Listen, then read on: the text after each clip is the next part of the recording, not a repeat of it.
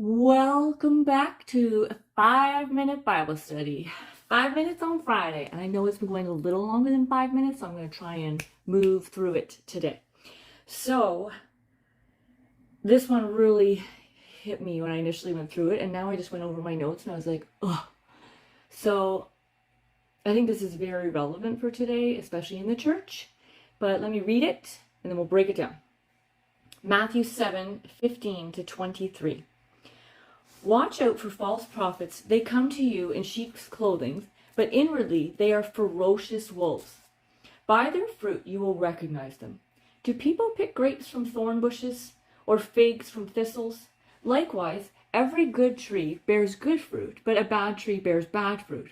A good tree cannot bear bad fruit, and a bad tree cannot bear good fruit.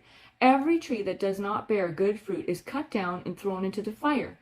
Thus by their fruit you will recognize them. Not everyone who says to me, Lord, Lord, will enter the kingdom of heaven, but only he who does the will of my Father who is in heaven.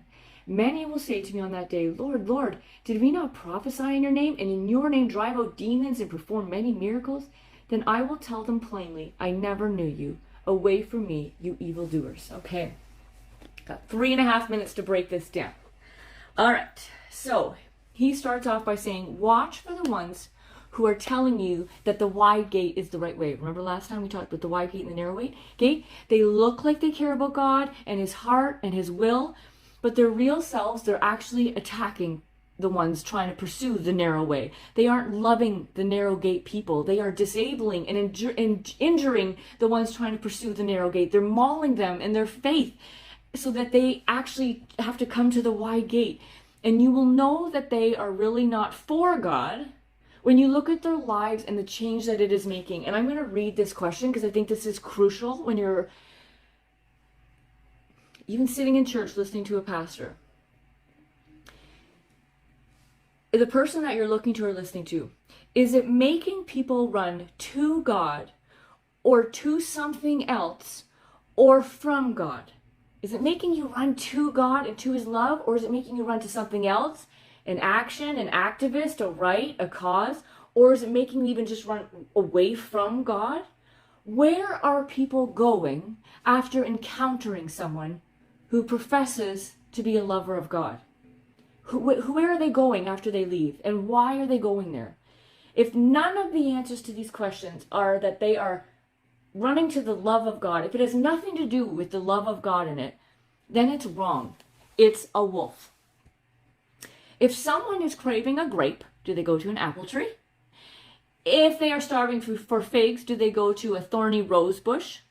No, because those plants don't solve their hunger or their craving problem. Even just the plants.